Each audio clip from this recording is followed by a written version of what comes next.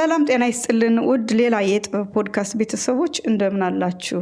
እኔ እግዚአብሔር ይመስገን በጣም ደህና ነኝ። ጥበብን፣ ስነ ጽሁፍን እና የህይወትን ውብ ገጾች በምንዳስስበት ማዕዳችን ላይ ዛሬም በሌላ አዲስ ጥበብ ተመልሰናል። ዛሬ በእነሱ የምናብ ዓለም ማራኪ ታሪኮችን እየፈጠሩ የሰውን ልጅ ማንነትና ማህበራዊ ህይወት በብዕራቸው ከሚስሉ እውቅ ደራሲያን አንዱ ከሆነው ጋር እንቆያለን። ደራሲ ማለት ታሪክን የሚተርክ ብቻ ሳይሆን የማህበረሰቡን ስውር ህመም፣ ደስታና እውነት በአንቀጾች መካከል ደብቆ የሚያሳይ የዘመን መስታወት ነው። በተለይም ደግሞ ከእንግዳችን ድንቅ ስራዎች መካከል ስለ ማህበረሰብ ስብራትና ደም ለበስ በተሰኙ ስለ መራራቅና ስለ ሰብአዊነት መሸርሸር በጥልቀት የሚፈትሸው ለሁላችንም ትልቅ የቤት ስራ የሰጠን ስራውን አንስተን እንወያያለን። የዛሬው ሌላ የጥበብ ፖድካስት ሌላ ጣዕምና መክሊት ቆይታችን ከክቡር እንግዳችን ከደራሲ ስመኘው ላቀው ነጠረ ጋር ነው። የድርሰት ጥበብና አንድን ታሪክ ሕያው አድርጎ የመፍጠርን ሚስጥር፣ ያንን የማህበረሰብ ስብራት በስነ ጽሁፍ እንዴት መጠገን እንደሚቻል፣ እንዲሁም የስሜት ማደሪያ ወደ ሆነችው አጭር ግን ጥልቅ የግጥም መንደር ወደ ስነ ግጥም በጥቂቱ ዘልቀን እንገባለን። በተጨማሪም በዚህ ክፍል ውስጥ ፈጣሪ ለሰው ልጅ የቸረውንና በውስጣችን ተደብቆ የሚገኘውን ያንን ሌላ መክሊት የመጻፍ የማስተዋልና ማህበረሰብን በበጎ የመለወጥ እምቅ አቅማችን እንዴት አውጥተን እንደምንጠቀምበት በጥልቀት እንወያያለን። እስከ ውይይታችን ፍጻሜ ድረስ አብራችሁን እንድትቆዩ እየጋበዝን ከክቡር እንግዳችን ጋር ወደምናደርገው ጥልቅ ቆይታ እናምራ። መልካም ቆይታ። ሰላም ጤና ይስጥልን። ሰላም ይስጥዬ። እንደምን አለህ? እግዚአብሔር ይመስገን። እንኳን ደህና መጣህ። እንኳን ደህና ቆየሽኝ። ዋው፣ ዛሬ ካንተ ጋር ብዙ ነገሮችን ብዙ ጠቃሚ ነገሮችን ለህብረተሰባችን እንደምናወራ ያው ተስፋ ስለማደርግ ስለምተማመንም በጣም ደስተኛ ሆኛለሁኝ። እንደምን ቆየህ? እኔም በጣም ደስ ብሎኛል።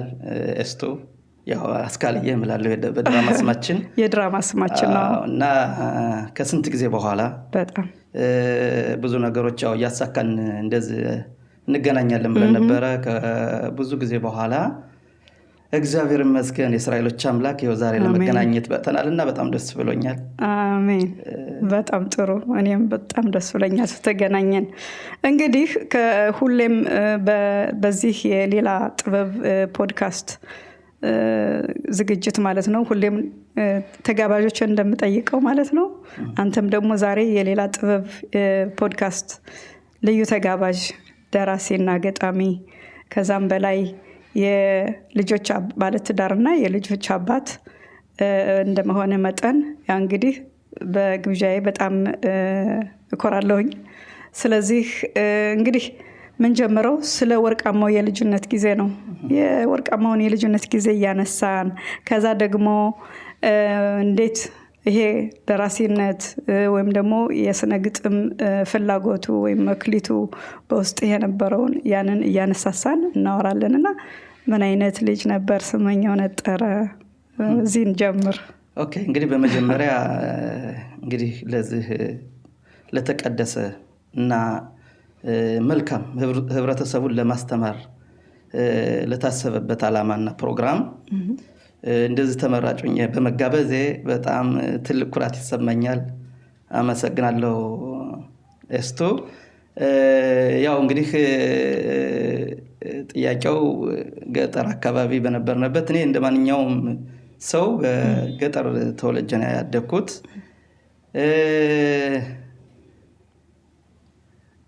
የገጠሩ ያው መቼም እንግዲህ በወለድም ገጠር አድርጊያለሁ ብልም ሁሉን አላስታውሰውም። ግን ከምታስታውሰው ጊዜ ጀምረ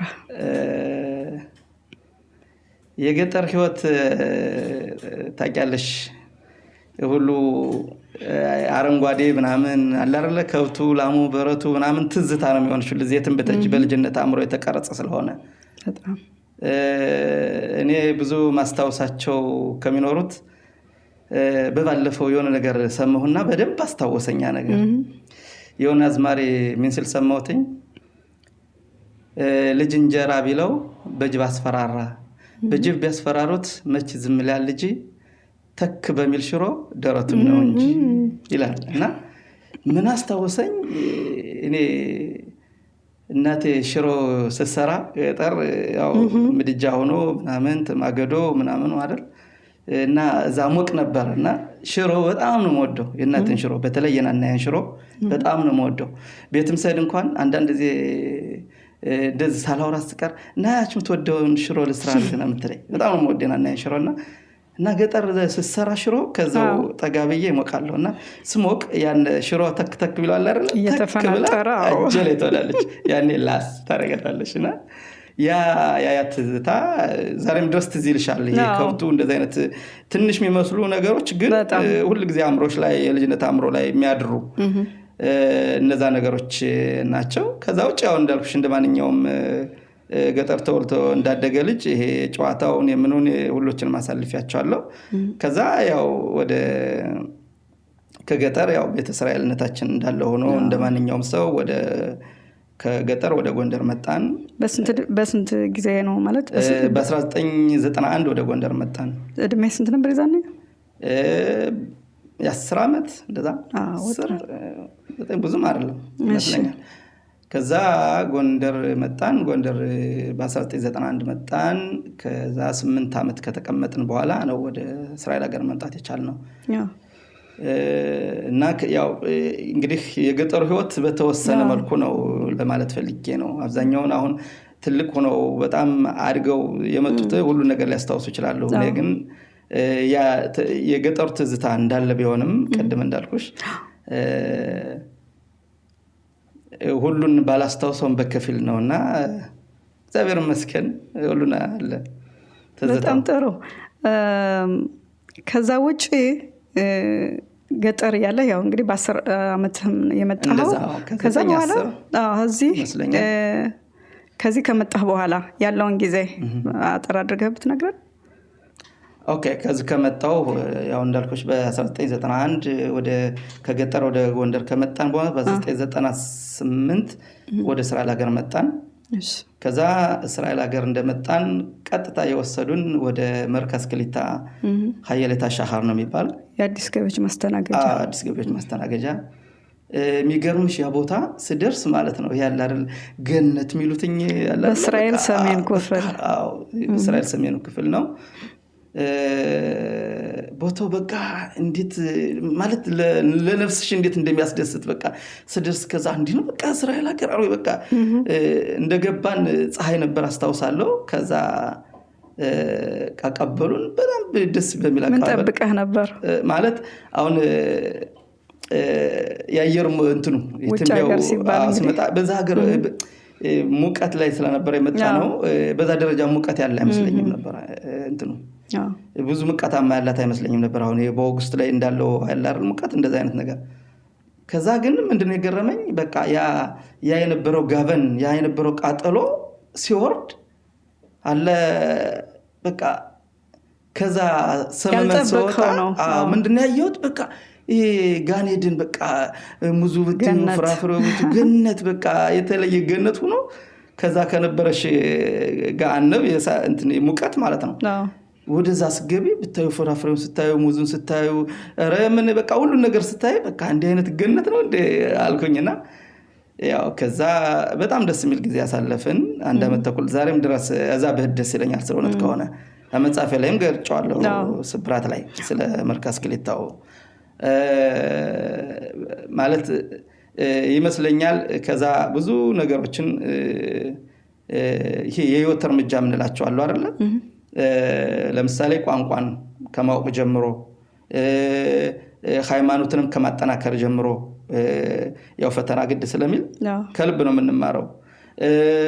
ቋንቋውን እንማራለን እና ይሄ ለኑሯችን ወይም ደግሞ ለመሰራታችን የሚሆን ነገሮችን እዛ ነው ይዘን የመጣነው ያምናለሁ። ምክንያቱም በነፃ ሁሉን ስለሚያስተምሩ ነበር በነፃ ሁሉን ስለሚሰጡ ስለነበረ እነዛን አግኝቻለሁ ያምናለሁ እኔ። ከዛ ያው ከ1 ዓመት ተኩል በኋላ ይመስለኛል ወደ አዳር ትምህርት ቤት ሄድኩ። አዳር ትምህርት ቤት ትምህርት ያዛ ጨረስኩ 12ኛ ክፍልን ፕኒማቶም ይባላል በሄደራ። ከዛ ተማርኩ እንደዛ ያልኩ ትምህርት ጨርስ ያው በመሃል የቤተሰብ የማገዝ ጉዳይ አለ ማለት የቋንቋ ሊሆን ይችላል የሕክምና በሰዓቱ አባቴም ያመው ነበረ እነሱን ለማገዝ በትርጉም ተረዳ ነበር በትርጉሙ ያ ከባድ ነው እውነት ለመናገር ያ ጊዜ ከባድ የሚሆነው ምንድነው አንደኛ አገሯን በደንብ አንቺ ሳትላበሽ ቋንቋውን ሳትላበሽ እንደገና ደግሞ አስተርጓሚ ብለሽ ስትጂ ሁሉ ነገር እንትን ይላልኝና እኔ ማስተዋወሰው አንዴ እንደውም በዛ አጋጣሚ እንዳጋጣሚ ነውና የሆነ ሄዳ አስተርጉም ተባልን ገና በ6 ወር ነው 7 ወር ማለት ትሻላላችሁ ተብለንና አስተርጓሚ ያልነበሩ አስተርጓሚ በወቅቱ ምንድነው ከሌላ አሁን ለምሳሌ አንዱ ሲታመም ከዛው የለም ለምሳሌ መርካዝ ክሊኒክ ተታመሚ ወይ ጽፋት ወይ ደግሞ ቅራትሽ ሆናለሽ ተታከሚውና እዛ ሲሄዱ ሰው ያስፈልጋል ሄዶ እንት ሚል ማለት ነው እና እንደውም ሰዱ ተባልነና ጓደኛዬ ወሰድናት የጓደኛዬ እናት ናት እዛ አስተርጉም ተባልን እዛ ምንድነው በጀርባዬ ላይ እንደ ፈረስ ይጋልባል ምናምን አለችና ያ ነው እንዴት ታስተርጉማለሽ ለሰዓት ያ ጊዜ አይረሳኝም ምክንያቱም እኔ ከመጣሁ ወደ 6 ወር በዛን ሰዓት እሱ ትንሽ 1 አመት ከምናምን ይሆናል እና በሳቅ ወደቀ ማለት እንግዲህ እኔ ጠብቄ ነበር እንደውም እሱ የሆነ ነገር ማለት ከዛ በቃ ዶክተሩ ምንድነው ምናምን አለ ወላች ተሳሳቀን ከዛ በሚገባው ለሱ መቼም እንግዲህ እንደ ፈረስ ምናምን ያልሻት ተረጉም ይማርለ እንደዛ ሆነና ብዙ ነገሮችን ከዛ ተምሬያለሁ በያምናለሁ ከዛ በኋላ ብዙ ነገር በራሳችንም በህብረተሰቡም ብዙ ለውጦች እንደሚያስፈልጉ ከዛ የሚሰጡነ ነገሮች ደግሞ ልብላለው ሰው ማለት ነው በጣም ቀድም እንደተናገርኩት ራሴ ብዙ ነገር አዛና ያዳበርኩት እንዳልኩትኝ ብዙ ነገሮች ጥቅም ያላቸው ያው እኛ አዲስ ገበ እስራኤል ገባን ስንል ማንቀበላቸው ነገሮች አሉ እንደዛ ያያሉ ስለሆነ ነው እንጂ የሚሰጡትኝ ትልቁ ቤት ከስተሽ እንድትወጪ ከገዛች በኋላ ምን አይነት ይሄ ያላር ስንክሳሮች ምንላቸው ችግሮች እንዴት እንደሚያጋጥሙሽ እነዛን መቋቋም እንዴት እንደምቺ ቤት ከገዛች በኋላ ሁሉ ነገር ቀላል እንደማይሆን በቋንቋውም በስራውም በመናም በተለያዩ በቃ በማህበረሰባችን ያለውን ጉዳይ እዛ ይሰጡሻል እና ያ ጥሩ ጊዜ ነበር ከዛ በኋላ ነው ያው ቤት ገዝተን ወደ እርሾለጽዮን ከተማ የመጣ ነው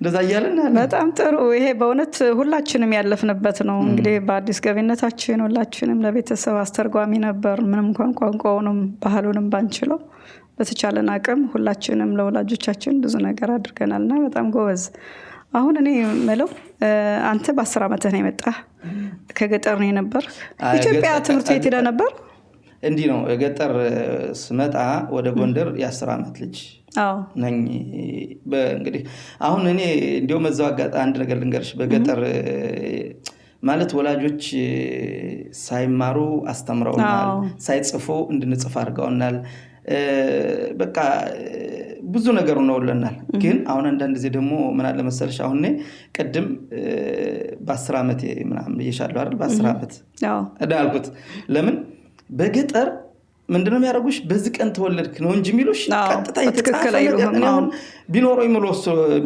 ምሎስ ነው አሁን እንደዚህ እንዳሉት እንደ ልጆቻችን በስንት ሰዓት እንደተወለዱ የት ቤተወልም እንደተወለዱ በስንት ቀን እንደተወለዱ በስንት አመት እንደተወለዱ መቼ ቀን እንደተወለዱ ያ የለንም ገባሽ አሁን ያንን ሳስብ ይሄ ይመስለኛል ደግሞ ይልሽ አሁን አንዳንድ በአውሮፓ በመናምን የመጡት እኮ በእንደዚህ አይነት እኮ ነው የሚበልጡና በሌላ እኮ አይደለም ከስር መሰረቱ ሲነሱ ጽፈው ነው የሚያስቀምጡት ከስር መሰረቱ ሲነሱ ለወደፊት ነው የሚያስቡትኝ የኛ ምንድነው ችግሩ ያችን ነገር በወቅቱ ጽፎ የሚያስቀምጥልሽ ስለሌለ በዚህ ጊዜ ነው ተወለድሽ ይልሻል የሚገርምሽ አንዳንድ ጊዜ መቃል አይደል ያ ተረስቶ ግን የተወለድሽበት ቀን ማስታወሻ የሚሆን ነገር አለ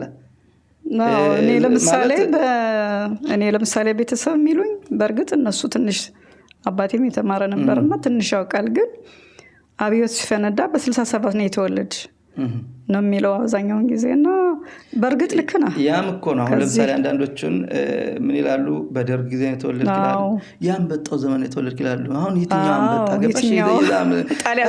እንዲሁም ሌላ የሚያስቅ ነገር ልንገርሽ፣ የሚገርም ነገር ትምህርት ቤት እያለን ይኸው የትምህርት እንግዲህ እንደ ጓደኛ ሳይሆን የትምህርት ቤት አብረን ምንማለች እናቱ ተሰብስበን መቼ ነው የተወለደ ሲባል ወርቃይቱ ፍየል የተወለደች ጊዜ አለች እና ላማስተወልድ ይሄ አሁን የትኛቱ ገባሽ እንትን ይላል። ይሄ የእነሱ መንገድ ነበር፣ የእነሱ መንገድ ወይም ደግሞ አሁን ለምሳሌ ዓመተ ምሕረቱን ሳያውቁ ከሌ እንደዚህ የነበር ጊዜ ምናምን ይባላል።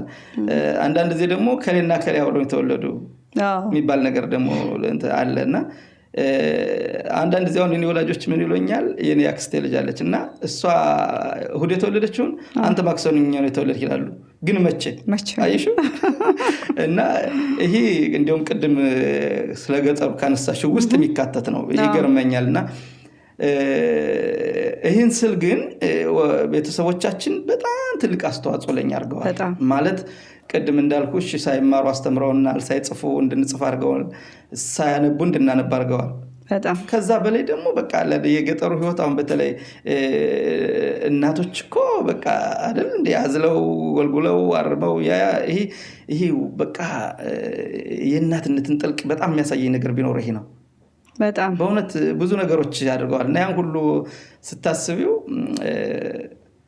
እንትን አለ ያለ አይደለ ያረጉልን ይበልጣል። ግን ደግሞ መሻ እንትን ቢኖር የሚለው ያውን ቀን ተጽፎ ቢኖር ኑሮ የተወለድሽበት ቀን በእርግጥ ጽፎ ያስቀመጡ ይኖራሉ አይደል? ያንን አይደለም ቢሆንም እኮ ብዙ ልዩነት የለውም። እንደው በመጽሐፉ ደረጃ ያው ቀኑ፣ ሰዓቱ፣ ዓመተ ምሕረቱ ይባላል እንጂ ለምሳሌ አሁን በደርግ ዘመን ከተባለ ደርግ መቼ ነው የገባው?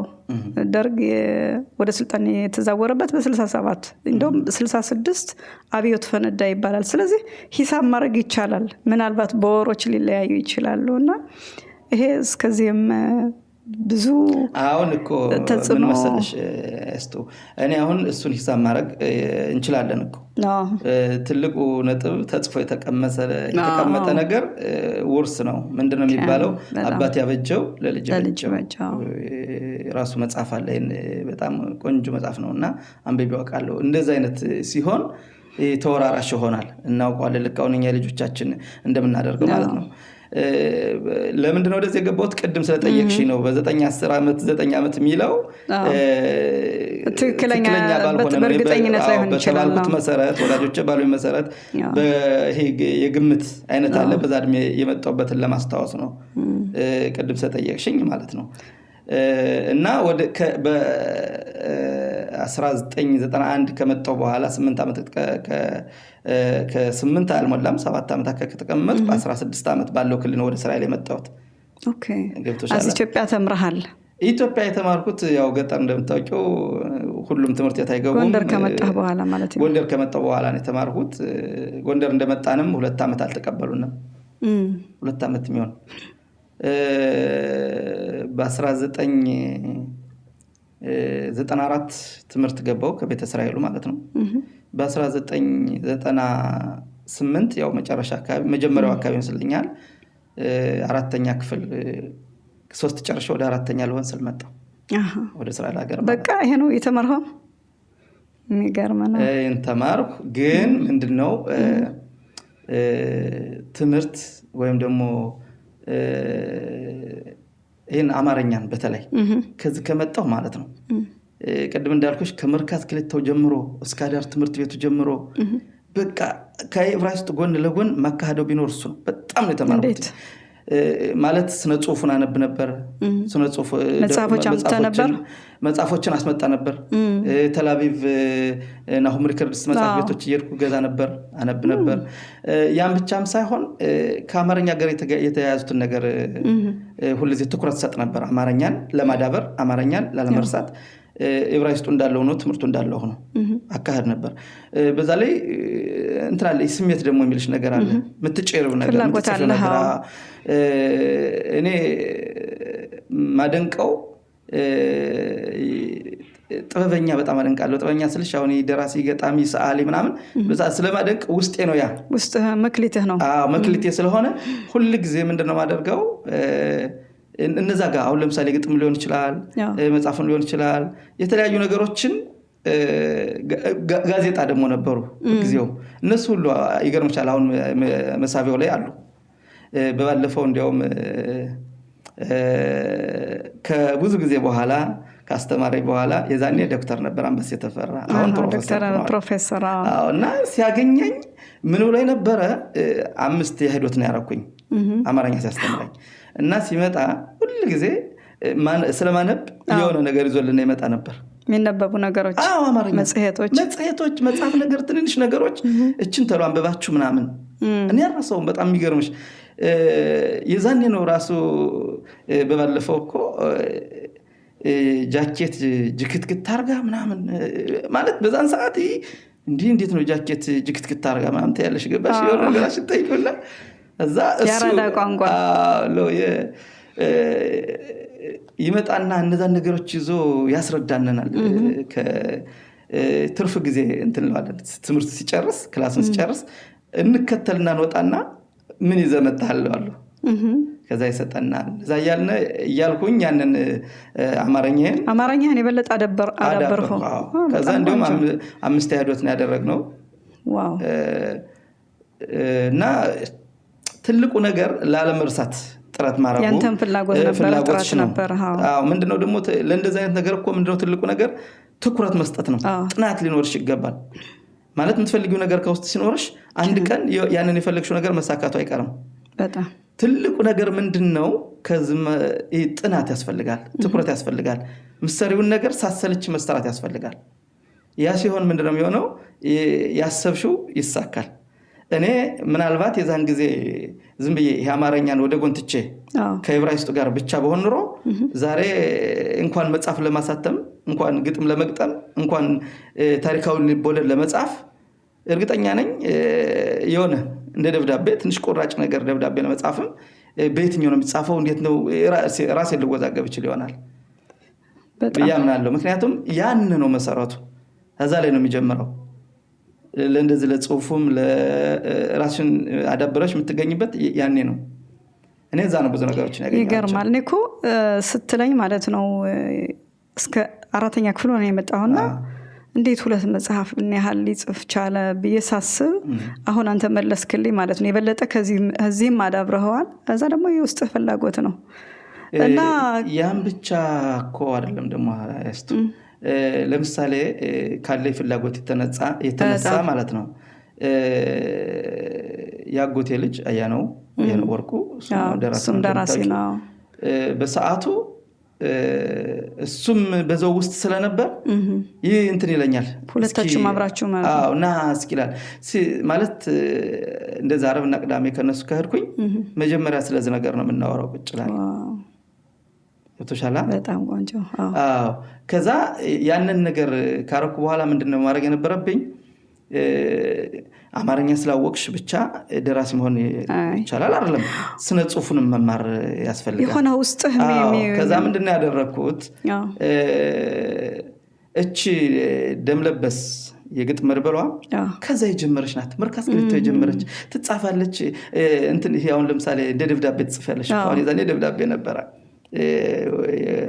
የፍቅር ምናምን እና ከፍቅሩ ደብዳቤ በስተጀርባ ደግሞ ምንድነው የምታደርጊው ግጥሞችን ዝምብለሽ ታስቀምጫለሽ ግጥም እኮ በሰዓቱ ላይ ሆኖ ይችላል ብቻ ቤት መምጣታቸውን እያየሽ ትጽፊያለሽ ምናምን ከዛ ደግሞ ምንድነው ስነ ጽሁፉ በተፈጥሮ ማረም መኮትኮት ያስፈልገዋል እንደ ሰብል ነው አንዴ ጻፍሽውን ባየሽ ቁጥር ያ ነገር የተሻሻለ ይመጣል እና ያኔ ነው የሚገርምሽ አሁን ደምለበስ የተቆረቆረችው እዛ ነው ማለት ነው የዛን ጊዜ ነው የመጣ ምንድነው የስነ ጽሁፍ መሰረቱን ሳላውቅ ግን በራሴ ተሰጥቶ ባለኝ መክሊት እጽፍ ነበር እነዛን አጠራቅማቸው ነበር ባንድ ላይ የሚገርምሽ ደምለበስ ሚለው ማለት ነው የተጻፈው በ2013 ነው ኦኬ ርዕሱ ዋናው ርዕሱ ደምለበስ ሚለው ከዛ ምንድነው ያደረኩትኝ ሁሉን ነገር ተሰራው በኋላ ካየው በኋላ የእንትን መማር አለብኝ አልኩኝ የስነ ጽሁፍን በደንብ ማወቅ አለብኝ አልኩኝ እዛ እሱንም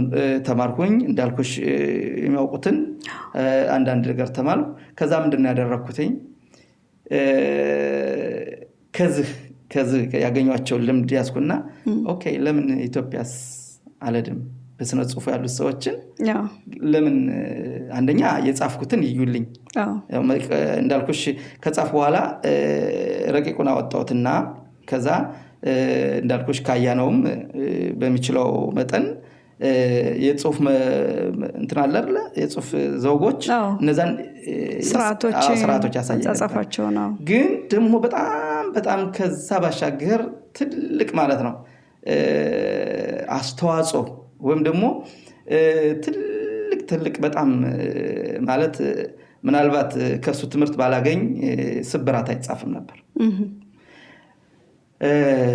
እና ይሄን እንድማር ድሉን የሰጠኝ ወይም ደግሞ ትልቅ አስተዋጽኦ ያደረገልኝ ደሱ ፍቅራኤል ነው ዋው ከዚህ ምን ሚል መሰለሽ ፖለቲካን በጣም እንዴት ልበልሽ እሱ መጽሐፍ በጣም ይገርመኛል ማለት ሰው በዝልክ በጣም ሰው ማለት ፖለቲካን እኔ በቃ እንደው የሚገርም ይግጥም መርበል ነውና መጀመሪያ ላይ መድረክ ይዞ ሲቀርብ ፖለቲካን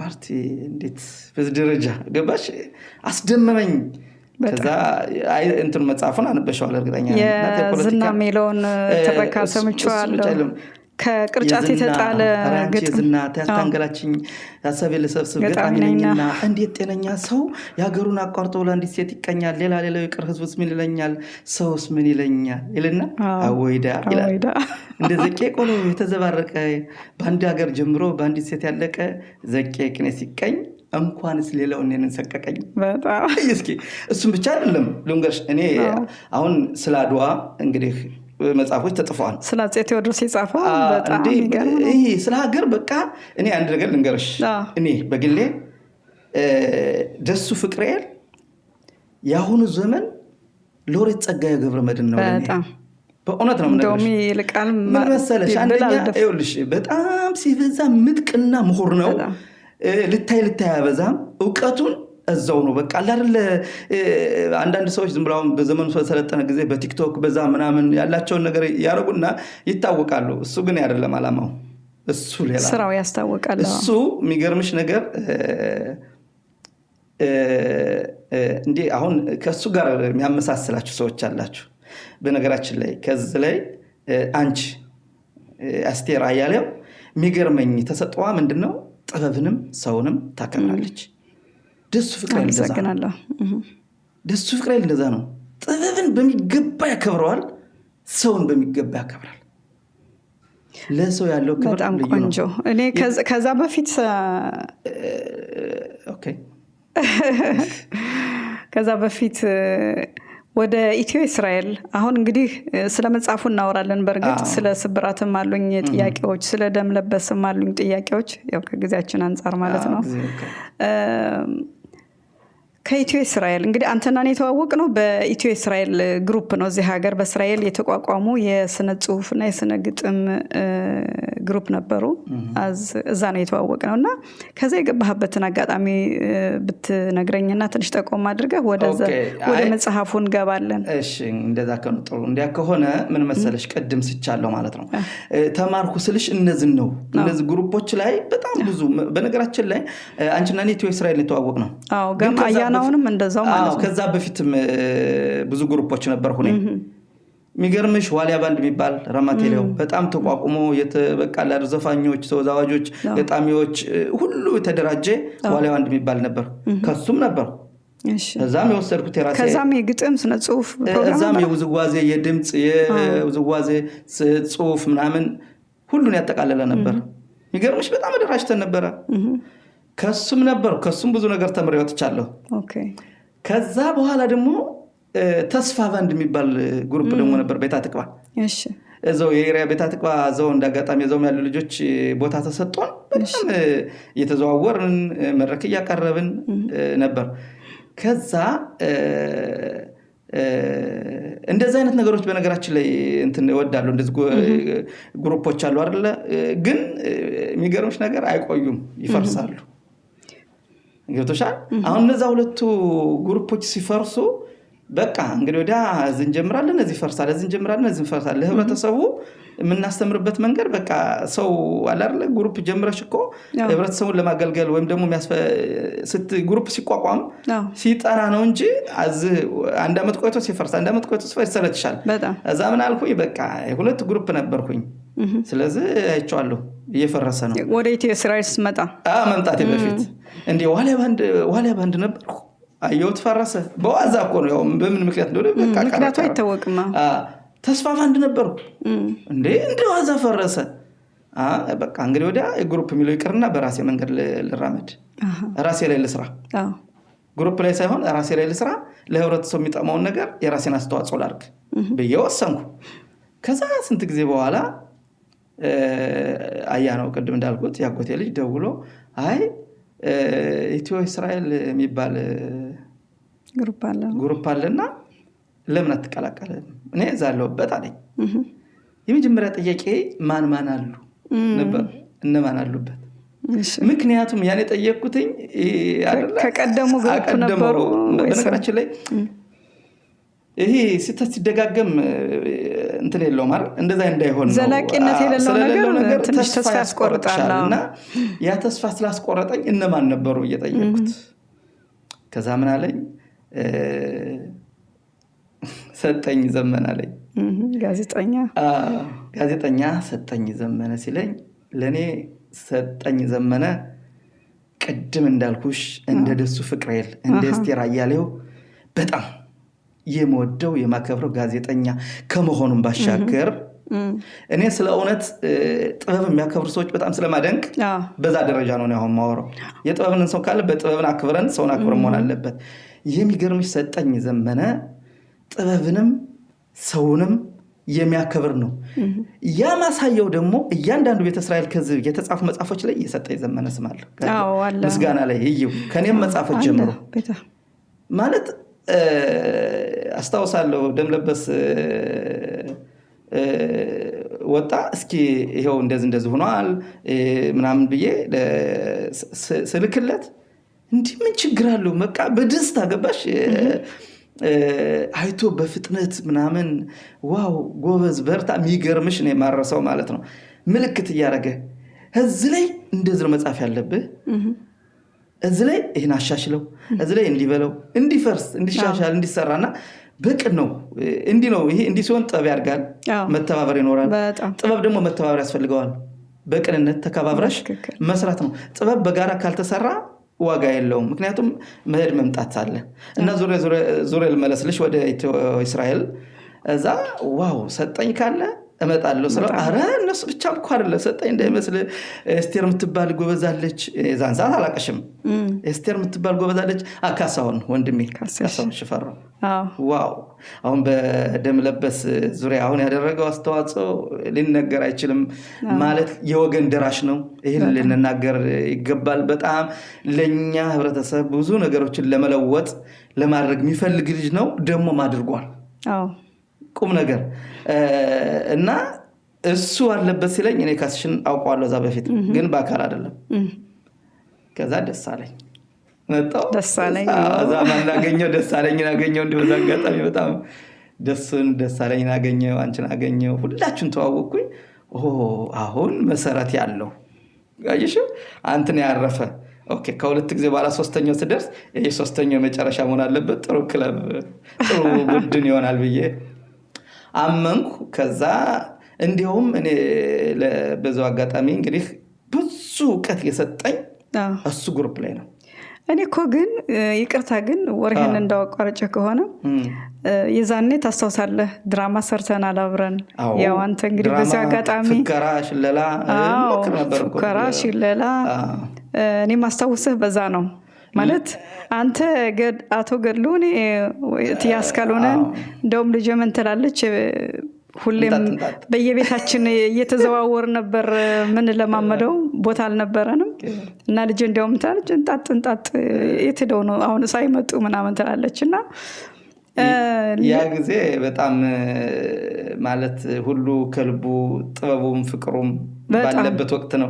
አስታውሳለሁ ተላቪቭ ቦታ ብናጣ እስካንቺ ቤት አሽከሎን መጠን የነበረ ፕሮግራም ደስ ሲል በቃ ዛሬም ድረስ እንጣጥ ነው የምትለኝ እስካኛ እንጣጥ እንባባላለን እና የዛኔ የድራማው የነበረ ነው አቶ ገድሉና ወይዘሮ አስካል የዛኔ ነው የተሰራ የድራማ ስማችን እና እኔ ማደርገው የነበረው ልንገርሽ በግሩፕ ላይ አሁን ሰው የማይገነዘበው እኔ ማለት ነው ዝም ብዬ አድፍጬ የምወስዳቸው የስነ ጽሁፍ ሲስተሞች አሉ። ለምሳሌ ኤስቴር ግጥሟን ስታቀርብ በምን አይነት እንደምጽፈው እንዴት እንደምጽፈው ከልቤ ነው ማዳመጣት። ታስታውሽ ከሆነ ግሩፕ ላይ አንዳንዱ ስልክ ይነካል፣ አንዳንዱ ይልካል፣ ቀልቡን ወደ ሌላ በትኖ ግማሹን በከፊል ሊሰማው ይችላል። እኔ ግን እንደዛ አይደለም፣ አዳምጣለሁ። አስታውሳለሁ በወቅቱ 2 ግጥም ነው 3 ግጥም ላቀርብዬ አንዱ ብቻ ነው የቀረበው። ለምን በወቅቱ እና ያነው ነሰጠኝ ነካስሽ ግጥም የሚያቀርቡ ሰዎች ብዙ ነበር። 5 በላይ ከ6 በላይ ስለሚበዛ እና ደግሞ ምንድነው የሚሉኝ ድራማው ያመዝናል። አሁን ሰጠኝ ዛሬም ድረስ ይላል እኮ በነገራችን ላይ ሰጠኝ ምን ነው የሚለኝ አንተ እኮ ድራማውን ይሄ የመረኩንን ስራ ምናምን በጣም ይላልና የዛን ጊዜ ምንድነው ነበር ይሄ የግሩፕ ስራ ስለሆነ ማቅረብ ስለነበረብን እኔ አልጋፋም። ግጥሜን ነው ማዕረፍ ድራማ ነው ምናምን ብዬ አይደለም የሰጣችሁኝን እቀበል ነበር። እኔ እኮ ይዛኔ ደምለበስን ይሄ እንግዲህ ደምለበስን ስታሳትም ማለት ነው። በነገራችን ላይ እኛ ወንድማማቾች ነን። ያው እንግዲህ ድሮ ጀምረን አንተ በሳምንቱ ነበር ነው ያሳተው እና ለኔ በጣም በሳምንቱ ነው የኔ ደምለበስ በተመረቀ በሳምንቱ እና በጣም ነው በቃ እኔ ገጣሚ መሆን ግን ራሱ አላስተዋልኩም ነበር። የማስተዋወሰው ከድራማው ላይ ነው የነበረ ኃይል በጣም በሽለላ ላይ በጣም ጎበዝ ነበር። በተለይ በቃላቶች የምትላቸው ነገሮች በጣም ጠንካራ ናቸውና መጽሐፍ ሲባል በቃ ዋው አልኩኝ። ለካ እንደዚህ ዝም ብሎ መስራት ይቻላል ብዬ አንደኛ እኔ ሁሉ ጊዜ ምልሽ ነገር አለ አስካልዬ እኔ አሁን ለምንም ነገር እንትን አልጨነቅም። ጊዜ ነው መሰጠው። ለምን ካስፈልጋ 10 ዓመት አይፈጅም ይሆን እንደሱ ለምጽፋቸው ነገር ነው ያልቸኩልም። ምክንያቱም ስነ ጽሁፍ አንድ ጊዜ ጽፈሽው አለቀምቲው ነገር አይደለም። በጣም ማረም ኮት ማየት ማለት ሰብል ማለት ነው። ዝም ብሎ ጫርጫር አድርገሽ መተው አይደለም፣ ማየት ያስፈልጋል። እኔ በወቅቱ ደምለበስ ሲወጣ እዛ የቲዮ ስራ ያለን በነገራችን ላይ ልብ የሚሉ ልጆች እኮ አሉ። ችሎታሽን ማውቀው ልባው የሚሉ ለእነሱ መሀል በጣም ማከብረው ወንድሜ ደሳለኝ ደሳለኝ ሲበዛ ማለት ነው። አሁን እኛ እየተሸወድን ያለው እዚህ ላይ ነው ልናገረው እና ምንድነው አንዳንድ ሰዎች ዝም ስላሉ ማለት ነው ማይችሉ ይመስላቸዋል። አንዳንድ ሰዎች አሁን ብዙ ይናገሩና አንቺ ዝም ስትይ መናገር ማትች ይመስላቸዋል። ግን አይደለም። ዝምታ እኮ በራሱ ትልቅ ንቀት ነው አይደለም እንዴ? አንዳንድ ሰዎች ደግሞ ዝምታ የሚጠቀሙበት እያወቁ ልቅየውን እያወቁ ከነሱ የሚወጣውን ነገር ከላ ሰው ይመጣል። ቀርበሽ የሆነ ትምህርት ስትፈልጊ ምንም ችግር የለባቸው። እኔ ኢትዮ እስራኤል ያለው ከጻፍኳቸው ግጥሞች እሱ ማለት ነው አንቺ ማለት ለኔ አንቺን ያጣው እንደሆነ ብዙ አሉ። እንደውም ጽፌያቸዋለሁ። እንደውም ይኸውልሽ አንቺ ማለት ለኔ ዋህ ይሄ ለእናቴ የተጻፈ ግጥም ነው። ለናናዬ ለዓለሜ አንቺ ነሽ ዓለሜ ነው ማለት እናቶች ናቸው። ይህን ግጥም ስጥፈው ደሳለኝ አሁንም ድረስ በባለፈው ቆይቶ ነው እንትና ትኮተኩተኝ ነበር አልኩት። ለምን ሐሳቡን ነው እንት የሚለው ዋው ቆንጆ ግጥም ነው በርታ ማለት ተጎንች ነው ይሰሙሻል እኮ። ከዛ ያን ግጥም ስጥፍ ሁለቶችን ግጥም አነበብኩለት የመጀመሪያ ጊዜ። ምን የሚሉትን አንቺ ማለት ለኔና አንቺን ያጣው እንደው አንቺን ማለት ተመሳሳይ ናቸው። ሐሳባቸው ተመሳሳይ ነው ግን በተለያየ ነገር ተፈጥሮ የመጡ ነው። አንቺ ማለት ለኔ ስለ እናቴ ነው፣ ምንም ጥያቄ የለውም። እነዛንን ነገር እሱ ልብ ይል ነበር፣ ይጠይቅ ነበር። በዛ አጋጣሚ ከዛ በኋላ ደግሞ ኢትዮ እስራኤል ተገነጠልን ልበለውና ፋኖስ ተቋቋመ። ወደዚህም ልምጣ። ፋኖስ ላይ ደግሞ እንደው መቼም እኛ እኮ በጣም ይገርማል። የስነ ጽሁፍ ማዕከል ኢትዮ እስራኤልም እንደዛው ነው። ኢትዮ እስራኤል የስነ ጽሁፍ ማዕከል ነው። ከዛም በኋላ ፋኖስም ያው ሆነና ምንድን ሆነ ሲገበኝ መክፈት መዝጋት ሲሆን ኦኬ ምንድነው ችግራችን ብለህ ታስባለህ? በዚህ አጋጣሚ ይሄ እኔ ይመስለኛል ቀደም እንዳልኩሽ አንደኛ ለጥበቡ ትልቅ ፍቅር ሰጠን ስንራመድ ይሄ መናናቅ ባይኖር ትልቁ ነገር መናናቅ ባይኖር ካሌንዳ አርጎ እንዲላርቅ እንዴት ማሳደግ የምችለው በጋራ ነው። በአንድ ላይ ካልተጣመርክ በስተቀር ጥበቡ ሊያድግ አልችልም። እኔ በኢትዮጵያ ደራሲዎች ምቀረው በዛ ነው። እኔ ጥምር ታሪክ የሚለውን ስጥፍ ለዓላማ ነው። የሆነ ጊዜ ማስተሳሰር ነው ፍላጎቴ። የኢትዮጵያ ደራሲዎች እና ደራሲዎችን ለምን እንዴ ጽሁፍ እኮ የሚያምረው በጋራ የሰራሽው ነገር አሪፍ እኮ ነው። እንትን ትተራረሚያለሽ። እኔ አሁን ያንቺን ግጥም አንበሽልኝ አይም አሪፍ ነው እዚህ ላይ ብታስተካክዩ ብለው ይገነባሻል እንጂ ምንድነው ችግሩ? አይደለም በአንድ ላይ እንደዛ መሆን ያለበት። እኛ ያንንን አናየውም ይመስለኛል። በግሌ ነው እንግዲህ ስለጠየቅሽኝ ነው ጥያቄው ነው። እና ያንን ነገር ምንድነው በአንድ አንድ ግሩፕ ማለት አንድ ነው መሆን ያለበት። ቃሉ ብቻ ዓላማ ያላቸው አንድ ዓላማቸው ፍላጎት አንድ መርህ ያላቸው ነው መሆን ያለበት። በተለያየ ከሆነ መሰረት የለውም፣ ይፈርሳል። ደግሞ ምንድነው ችግሩ መሰለህ? እኛ ያስተዋልኩት ነገር ከእንግዲህ 10 ዓመት ይሆነናል ነገሩን ከነበርን። በወቅቱ ጥሩ ስራዎች ሰርተናል። ብዙ የመድረክ ስራዎችን ሰርተናል። መነባንብ፣ ግጥሞች፣ ብዙ ነገሮች ብቻ ሳይሆን እኔ አስካልዬ እውነት ልናገር አንቺን የመሰለ ሰጠኝን የመሰለ እነካስሽን ብዙዎች አሉ። እነ ሞላ ቀስቅስ በጣም ጎበዝ ልጆች የመሰለ ሰዎችን አስተዋውቃል። እነ ብርቴ አሁን ብርቱካን ጽፈው ግጥም አሁን እሷ ብትጽፈው ግጥም በጣም ጎበዝ ናት። ነገ የሆነ ጊዜ ታሳትማለች አይደል? ያ ግን እንደዚህ ነበር እንዴት ልትያችም? ምክንያቱም የምታየው ነገር ነው። አንድ ዓላማ፣ አንድ ነገር፣ አንድ ሀሳብ ሲኖርሽ በጋራ የመስራቱ አቅምሽ ትልቅ ነው በጣም። ያ ነው እኛ ያልነው የጎደለ ምንድነው መሆን ያለበት እየማምነው እኔ ይኸው እንዳንቺ እንደነሰጠኝ ከግሩፕ በመሆኑ አንፃር ከፍላጎትነት ማለት ከምንም ጋር ያልተያያዘ። አሁን እኛ ችግሩ ምንድነው መሰለሽ አንዳንድ ጊዜ ደግሞ ማየው መጽሐፍን እንደ ንግድ ያደርጉታል አንዳንድ ሰዎች። ለእኔ መጽሐፍ ንግድ አይደለም። ኦኬ ስለሱ እናወራበታለን በኋላ። ምክንያቱም ስለዚህ በተለይ ስለ ጥምር ታሪክ እንደው ምጠይቅሃለኝና በጣም የሚገርም ነውና ታስተዋውሳለህ? በቃለ አሁን ለውላን አስተዋውሰውም ግን ብታነብልን በእውነት ብዙ አሉ። ደምነበሳለ ምጻት እስራኤል ኑሮ ካሉት አንቺን ያጣሁሽለት ውለታሽ ብዙ ነው። ነይና ቀስቅሽኝ የማይበሩ ክንፎች ገሰገሰልኝ ልቤ ሰላሜን ፍለጋ። በአጋጣሚ ሰላሜን ፍለጋ የሚለው እኔም ደግሞ ጥበቤን ፍለጋ የሚላለና እና እስኪ እንደው እዚህ ብታነብልና። ኦኬ ጥምር ታሪክ ጎንደር ላይ ቋራ ላይ ተጽፏል ታሪኬ። እስራኤልነቴ እንቁማንነቴ ኢትዮጵያዊ መልኬ በፋሲለደስ ግንብ በአንበበር ወለቃ በእጄ የሰራኋት አለችው እርስቃ እምነት አሻራዬን ኩራቴን ጠብቃ። የሰለሞን ልጅ ነኝ የጥበብ አርበኛ የማክዳ ፍጥረት ነኝ የብልሃተኛ እጅ ወርቅ ሸማኔ ግሩም አንጥረኛ። የዳዊት ኮከብ ነኝ ግሩም ታሪክ ሰሪ የድል ምልክት ነኝ ተስፋ ቃል አብሳሪ። ሸገር ላይ ተጽፏል ተከትቧል ታሪኬ ጥቁር አፈርሽ ላይ በክብር ታትሟል የቀዳማው መልኬ። ባለፋ ጣቁሳ በጭልጊያ በደንቢያ ጎጃም ተሻገሬ ውብ ታሪክ የሰራው በደጥበብ ሙያ። ማግ እያለሰለስኩ ቁጢት እየበጠስኩ በጠቢብ እጆቼ ሀገሬን ያለበስኩ ድንበሯን ያቆየው ለክብሯ ዘምቼ በረት እያቀለጥኩ ሀገሬን ያሳረስኩ ማረሻ ሰርቼ። ልበ ሙሉ ጀግና ጥምር ታሪክ ያለኝ ኩሩ ኢትዮጵያዊ እስራኤላዊ ነኝ። በጣም የሚገርም ነው በእውነት። እኔ ግርም ይለኛል ያው እንደው ከቅድሙ ስነሳ ማለት ነው ኢትዮ እስራኤል ያው እንግዲህ ይሄ ለኔ አዲስ ነው። ከደም ለበስ በኋላ እኔ ምን ያህል ረቂቅ ደራሲ እንደሆንኩ ነው የተረዳሁትኝ። በብዛት ደጋግሜ ያነባቸዋለሁ መጽሐፎችህንና የሚገርም ነገር ነው። ይሄን አሁን አንተ ስታስበው እንግዲህ ሁለት መጽሐፎችን ደርሰሃል። አንደኛውም ያው ስብራት ነው።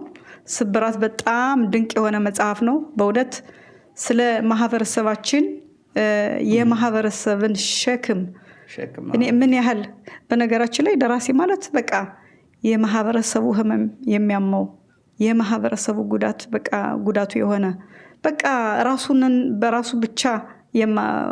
ብቻ ሳይሆን በቃ የማህበረሰቡ ህመም የኔ ህመም ነው ብሎ የሚያምን ሰው ነውና ምን ያህል ብታስተውል ነው። በተለይ በመጽሐፍህ የሪሾን ለጽዮን በእስራኤል ሀገር የሪሾን ለጽዮን ከተማ በተለይ ራማት ኤሊያው የተባለ አካባቢ በተለይ እኛ ኢትዮጵያኖች በብዛት የሚኖርባት ከተማ ናትና እንደው ስለዚህ መጽሐፍ ብዙ ነገር አለው።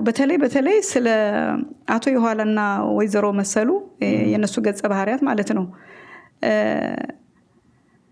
ስለ ሁለት አባወራ ኪሎ ትንሽ እሷንን ነገር አንስተህ አውራኝና ከዛ ደግሞ ሌላ ጥያቄ አለኝ። በቃ የሚገርም ስራ በቃ እኔ እንጃ። ይኸውልሽ አሁን በነገራችን ላይ ቅድም ስለ ሪሾን ለጽዮን ከተማ ስለ ራማት ኤሊያው ብለሽ እዛ ላይ ብቻ አይደለም ሐሳቡ ነው የሚነሳው ከዛ እንጂ በሁሉ ሀገር ያለውን ነው በትክክል የሚገልጸው መጽሐፉ ማለት ነው። ዋናው ከኖርኩበት ካደግኩበት ከ12 ዓመት በላይ ራማት ኤሊያው ኖር ያለው አሁን የምኖረው ሪሾን ለጽዮን ነው። በዛ ውስጥ ያየኋቸውን የህብረተሰቦችን ችግሮች ነው የምናገረው። ምንድነው አሁን የኛ ህዝቡ ደግ ህዝብ እኮ ነው። በመተባበርማ እኮ ምንም እንትን የለውም። ግን ከመተባበራችን ጀርባ ደግሞ ጥሩ ባህሎች ነው አሉ እንወስዳቸው ምንለው እነሱን መውሰድና ለትውልድ ማስተላለፍ ጅል ወይም ደግሞ ጥሩ ያልሆኑ እንግዲህ ጅል ስለ እንትን ለማለት ፈልያለሁ ጥሩ ያልሆኑትን ደግሞ መቅረፍ አለብን ብያምናለሁ። እኔ እነዛን እየተውን ጥሩዎችን ጥሩ እኔ አሁን በስነ ጽሁፍ ማምነው ጥሩን ብቻ መጻፍ ተገቢ ነው ብያለሁ።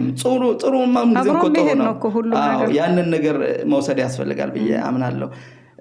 እና ያንን ስላይ በቃ ማለት ስብራት አይነቱ ብዙ ነው። እኔ መግቢያ ላይ ገልጫለሁ። ስብራት ማንኛውም ሰው በዚህ ያገበኛል በሚለው እየገባ ራሱን ይፈትሽ።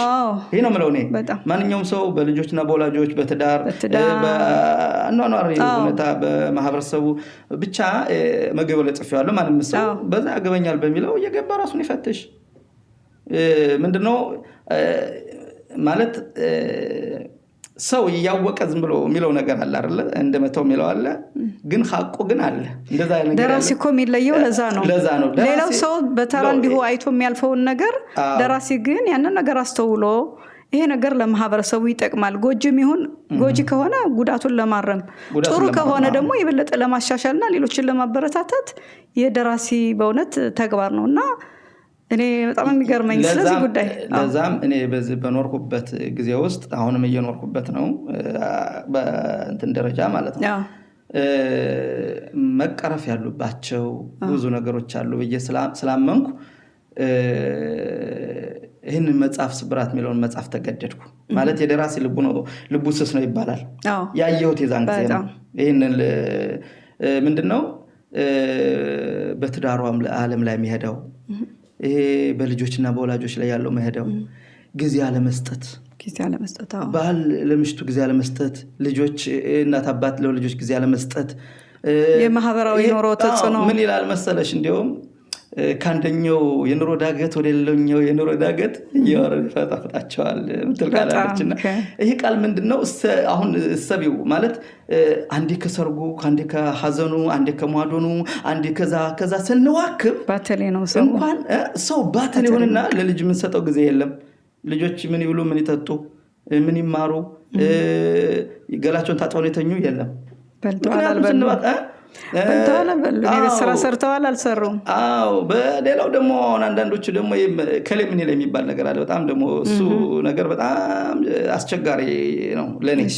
እንዴት ማለት አሁን ለምሳሌ ጊዜ አጣሽ እንኳን ከለምን ይለኝ ብለሽ ገላሽን ታጥበሽ ልጆች ስለመመለሳቸውን ሳታይ ምን ሳታይ ትሮጭልሽ ወደ ማዶ ነው የባህል ተጽዕኖ ነው እና እዛ ማዱን ደግሞ ወደሽ የምታያቸው አንዳንድ ነገሮች ማለት አሁን እኔ ይሄ የሚተባበሩት የሚተጋገዙት ሁሉ መልካም እንዳለ ሆኖ ያው መልካም እንዳለ ሆኖ ደግሞ ባይሆን ምላቸው ነገሮች አሉ ለምሳሌ አሁን ጠቅላላ አድርጌ የምናገረው ስለ አንድ ቦታ አይደለም በጠቅላላ ስለ ሀገሪቱ ጉዳይ ነው ማውራው ስለ እርሾ ለጽዮን ብቻ አይደለም ስለ ቤት አጥቃዎች አይደለም ስለ ናታንያ ስለ ረሆቦት ብቻ አይደለም ስለ ጠቅላላ ባለመልኩ ነው ምንድነው ጥሩ ጎኑ እንዳለ ሆኖ ደግሞ ህብረተሰባችን ሊገባ የሚገባው ነገር አንዳንድ ጊዜ ፍራ እግዚአብሔር የሚባል ለምሳሌ እኔ ሞሃዶን ስሄድ የማየው አንዳንድ ነገር ልብ ይለኛል አሁን ይመስለኛል ትንሽ እየቀነሰ መጥቷል ምንድነው ያላግባበል የሚደፋው ቢራ የሚደፋው ረምልበልሽ በቃ አሁን እሰቢው አንድ ቢራ 12 ብር ገዝተሽ ሳይጠጣ ከተደፋ ምንድነው እስኪ አይደለ እነዛ ነገሮች ቢታረሙ ነው የመተባበሩ እንዳለ ሆኖ እነዛ ነገሮች ነው የምጠቅሰው ከሱ ላይም እዚህም እኮ ተናግረዋል አሁን ለምሳሌ ምን ይላል መሰለህ እንደው ለመጥቀስ ካስፈለገ ማለት ነው መጽሐፉ ላይ ማለት የፈለኩትም እነዛ ነው ምንድነው አሁን ስመኘው ጥሩ ነው መባለውን አይደለም ነው የፈልገው የቀረበሽ ሰው በጣም ሰው ነኝ አይደል የሆነ ነገር ተሰራ እንዲያርመኝ ያስፈልጋል መተራረሙ ላይ ነው ትልቁ ነገር በጣም ተራርመን መተራረብ ሲኖር ሁሉ ነገር እንትን ባግባብ ይሆናል ለእግዚአብሔር ምን መቻል ግድግዳዎቹ በቀለም ሳይሆን በእንባና በሳቅ የተዥጎረጎሩ ይመስላል ይሄም አዳራሽ ከተሰራበት ጊዜ ጀምሮ እንባና ሳቅን ያለ መታከት እያፈራረቀ ሲቀበል የኖረ አዳራሽ ነው ቀን ቀን ይለቀስበታል መርዶ የተላከበት አሊያም እዚሁ ቤተሰቡ በሞት የተነጠቀ ምስኪን እሪ ሲልበት ይውላል ማታ ማታ ደግሞ ዘፈን ይደለቅበታል ቀን ተለቅሶብኛልና ዘፈን አልፈልግም አይልም ነጠላውን ዘቅዝቆ የዋለው ወደ ቤቱ ሲገባ ነጠላውን አገልድሞ የሚዘፍነው ደግሞ ከቤቱ ወጥቶ መሰሎችን በመሰብሰብ ወደዚህ አዳራሽ ይግተለተላል ይላልና የሚገርም በቃ ማስተዋል ነው አሁን ያነበብሻት ስንኝ ያለውን ጥሩ ጎን እንዳለ ሆኖ ችግሩን ለመቅረፍ ይረዳሉ ኦኬ እነዚህ ነገሮች አሉ እንዴ ልብ ይበልሰው ለምሳሌ በይፋ ካልተነገረ ልብ ማይሉ ልትሆኝ ትችላለሽ ይሄ እኮ አለ ሲል ኦኬ ይሄ ልጅ ምን ሊል ነው ያስተላለፈው እውነት ይሄ ነገር አለ ብሎ እያንዳንዱ ይፈትሽ የዛኔ ያገኘዋል በነገራችን ላይ ዮናስ አንባቤ አንብቦ የሰጠኝ ይሄን ሁሉ አላወኩም ነበር መጽሐፍን ካነበብ በኋላ ግን ራሴን መፈተሽ ጀመርኩ የእያንዳንዱ የተጠቀሶችንም መፈተሽ ጀመርኩ ምን ያህል ትክክል ናለኝ አይጆ ምን ያህል ትክክል እንደሆን ካለ ትክክል ለምን እኔ እንደዛ ስላለኝ ሳይሆን የምናደርገው እንትን በሙሉ ማለት ነው ያለውን ነገር ነው ለህብረተሰቡ ይሄ አለ ብለህ የምትናገረው እንደዛ ነው እኛ አሁን ለማደግ ከተፈለገ ትውልድ ለመቀየር ተፈለገ ትውልድ ለማነጽ ከተፈለገ እንዴ 24 ሰዓት በዘፈንና ወይም ደግሞ ባዘን እየተባለ ልጅ እየተረሳ አይደለም እኛ እሱን ነገር ብዙ ትኩረት የሰጠነው አይመስለኝም በርግጥ በጀምላ አይደለም እናገረው አሳምረው የሚሰጡ አሉ የሉም ሳይሆን ይሄ እንግዲህ ስናገር በጀምላ በሆነ መልኩ ሳይሆን ማስተካከል አለብን ብዬ በማምናቸው ነው እንደውም እኔ አሁን እዚህ ላይ እንደዚህ ልጽፍ ያስገደደኝ እሱ አንድ ገጠመኛለኝ እሺ ያገጠመኝ ምንድነው የሆነ ቤተሰብ የሆነ ልጅ ይመጣና አባቱ ምን ይለዋል ትክክለኛ ታሪክ ነው እሺ አባ ይለዋል አቤት ያዳር ትምህርት ቤት መሄድበት ብር ስጠኝ ይለዋል እሺ አረ ልጅ ብር የለኝም ይለዋል አይሾ አረ ልጅ ብር የለኝም ይለዋል ልጁ ተረድቶታል አባቴ ብር ከሌለው ምንም ማድረግ አልችልም እና እንዳጋጣሚ እናቱ ስራዳ ነበር ለልጁ ለእናቱ ይደውልና እሷን ጠይቅ ይለዋል ያ ልጅ ይደውልና ለእናቲቱ ምን ይለዋል እናቴ አባማ ብር የለው ሆኖ ብር አልሰጠኝም እና የት ነው አንቺ ስጭኝ እሺ ልጅ አልሰጠህም አሁን የሥራ ነኝ ስመለስ እንሰጣለሁ አሁን ስለመሸ ነገ ቢሆን ትሄዳለህ እሺ እንዳጋጣሚ ቀን የነበረው ሞጽ ሻባት ነው ሀግ ስለነ ቀዳሜ ማታውና አሁን ያ ልጅ እንደዛ ብሎ እንደጨረሰ ሁለቱን አውርቶ እንደጨረሰ ማን ደውለታል ጓደኞቹ ደውልና የት ነህ? አይ እኔማ ብር ስላልሰጡኝ ወደ ትምህርት ቤት ወደ አዳር ትምህርት ቤት አልተመለስኩም። ጓደኞቹ እዛው ያሉት ማለት ሰፈር ያሉት እሱ አዳር ትምህርት ቤት ነው እዛው ያሉት ሰፈር ያሉት እና የት ነህ? አይ ቤት ነኝ ነገ ነው መሄድ። አይ እንደዛ ከሆነና እና ታቦት ሸቢታ ነው ገብቶሻል እና እኛ ጋር ቀመጥ ይሉታል። እንደ ገጣሚ ሆኖ የት ኑሯል? ከማዶ ነው ከላይ ከፍ ያለች ቦታ አለች ከዛ ላይ ተቀምጠዋል። እሱ ልጅ ይሄዳል። አሁን ከዛ አብረው ቀምጠው ባሉበት ሰዓት አንዱ ይነሳና ምን ይላል? አይ አሁን ምን አለን እስኪ ማዶ እንድና የሚበላም በልተ የሚጠጣም ጠጣ እንምጣ ይላል። አሁን ይሄ ልጅ ነገ ነው መድ ብሎ ከጓደኞቹ ጋር ይነሳና በቃ ምን ችግር አለው ለሄድልና አብሮ ይላል ማዶ ነው። ሲሄድ ማንን ነው የሚያየው? አባትየው ብር እያስጣፈ አባትየው ብር እያዘረዘረ እየሸለመ ይሄ ልጅ ቀጥታ ምለን አባ ይሄን ነገር ሊያስረዳኝ አይገባም ነበር። ቢያንስ እንኳን ብር ካለው ይምጥለው ነው ብሎ እንዴት አያስረዳኝም? ለኔ ብር ለደፍተርና ለስክሪፕቶ ለትራንስፖርት አልሰጠኝ ብሎ ነው ይሄደን ያሉ ያዘረዘረ የሚሸልም ሰዎቻው ምን ይላል ያልከው ነገር ቅድም ሰው ምን ይላል እንዴ ይሄን ያህል ሲሸልም እንዳለ ያዘረዘረ በጣም ሲላይቶታል። አይሹ ያለች የዛኔ ልቡ ተሰብሯል። ገባሽ እንትኑ ነው። አሁን ልጆች በነገራችን ላይ ምንድነው ልጆችን ንገሪያቸው አለኝ የለኝም ከማለት ይገባቸዋል እኮ እሱ እኮ ተረድቶታል። የለኝም ሲለው እኮ የተረዳው ችግሩ የመጣው ማዶን ወይ ባይመጣ መምጣቱና ማየቱ ነው። ደግሞ ማህበረሰቡስ ምን ይለኛል የሚለው ደግሞ ያ ልጅ አውልሽ የዛን ቀን በዛው ገብተዋል። አንዷን ቢራ ሲሉ ያ ልጅ ለማሳጠር ነው ጊዜ ስለሌለና ለተለያየ ሱስ ገባ መጠጥ። ከዛ ጭራሽ ቤቱን ተወው።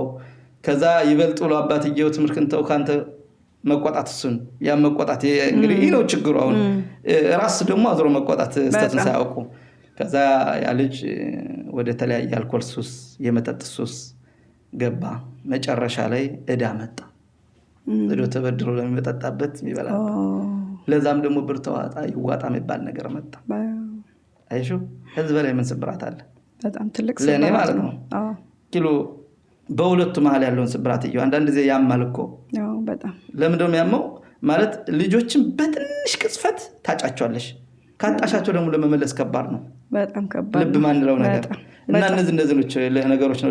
ሁለት አባወራ ያልከውን ስለሱ ሁለት አባወራ ደግሞ ልምጣና እንደውም አጭር ግጥም አለች መሰለኝ።